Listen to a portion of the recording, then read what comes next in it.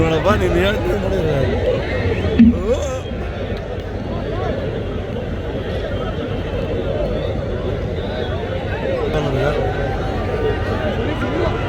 ತೊಗೊಳಕತ್ತೀನಿ sir, ಇಬ್ಬರು ತೊಗೊಳತೀನಿ.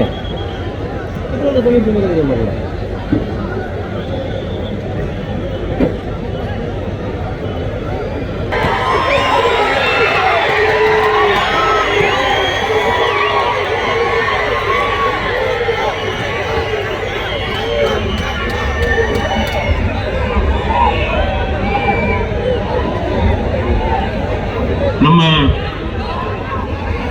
ಜನಪ್ರಿಯ ಮುಖ್ಯಮಂತ್ರಿಗಳು ಕರ್ನಾಟಕದ ಮತ್ತು ಕೊಪ್ಪಳ ಲೋಕಸಭಾ ಕ್ಷೇತ್ರದ ಕಾಂಗ್ರೆಸ್ ಪಕ್ಷದ ಅಭ್ಯರ್ಥಿ ಪರವಾಗಿ ನಾನು ಪ್ರಾರ್ಥನೆ ಮಾಡ್ತಾ ಇದ್ದೇನೆ. ಯಾವತ್ತು ಹಿಂದೆ ನಮ್ಮ ತಂದೆಯವರು ಕಾಂಗ್ರೆಸ್ ಪಕ್ಷದ ಪರವಾಗಿ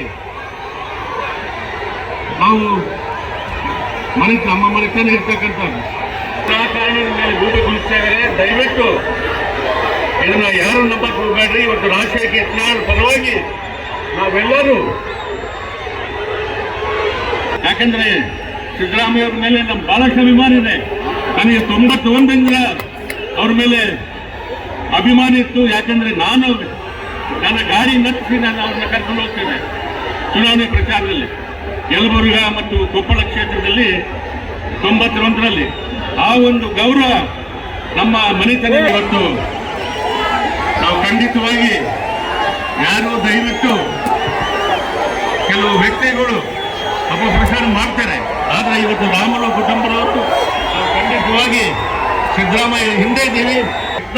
ಅವರು 1 ಲಕ್ಷಕ್ಕಿಂತ ಜಾಸ್ತಿ ಮತಗಳಿಂದ ಗೆಲ್ಲಿಸಿ ತೋರಿಸಿ ಅಂತ ಹೇಳಿ ನಾವು ಸಿದ್ದರಾಮಯ್ಯ ಹೇಳ್ತಾ ತಮ್ಮೆಲ್ಲರಿಗೂ ಕಾಂಗ್ರೆಸ್ ಪಕ್ಷದ ಅಭ್ಯರ್ಥಿಯಾದಂಥ ರಾಜಶೇಖರ ಯತ್ನಾಳ್ ಅವರು ಪರವಾಗಿ ತಾವೆಲ್ಲರೂ ಚಲಿಸಬೇಕಂತ ತಮ್ಮೆಲ್ಲರೂ ಕೈ ಮುಗಿಸ್ತೀವಿ.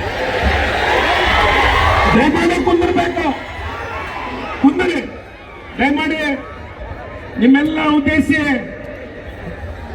ಸಂಗಣ್ಣ ಸಾಹೇಬರು ಮಾತಾಡ್ತಾ ಇದ್ದಾರೆ. ದಯಮಾಡಿ ಕುಂದಿರ್ಬೇಕೆಲ್ಲರೂ.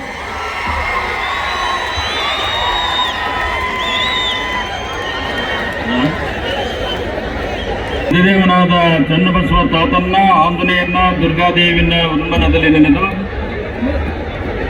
ಗಂಗಾವತಿ ನಗರದಲ್ಲಿ ಆಯೋಜಿಸಿರ್ತಕ್ಕಂಥ ಕಾಂಗ್ರೆಸ್ ಪಕ್ಷದ ಮತಯಾಚನೆಯ ಸಮಾರಂಭವನ್ನ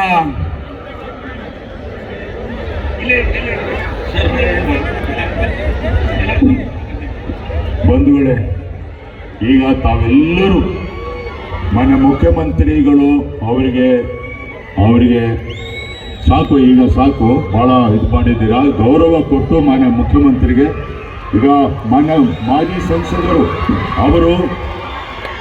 ಸಂಸದರು ಅವರ ಸಲಹೆ ನಮ್ಮ ಏನು ಅಭ್ಯರ್ಥಿ ಇದ್ದಾರೆ ಆ ಅಭ್ಯರ್ಥಿಗೆ ಇವರ ಅನುಭವವನ್ನು ತಿಳಿಸ್ತಾರೆ. ದಯಮಾಡಿ ತಾವು ಸೇರಿದ ಕೇಳಬೇಕಂತೇಳಿ ಮನವಿ ಮಾಡ್ತೀನಿ.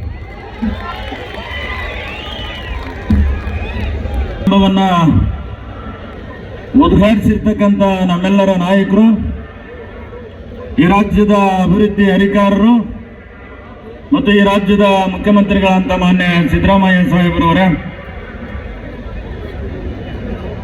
ಈ ಸಮಾರಂಭದ ಅಧ್ಯಕ್ಷತೆಯನ್ನು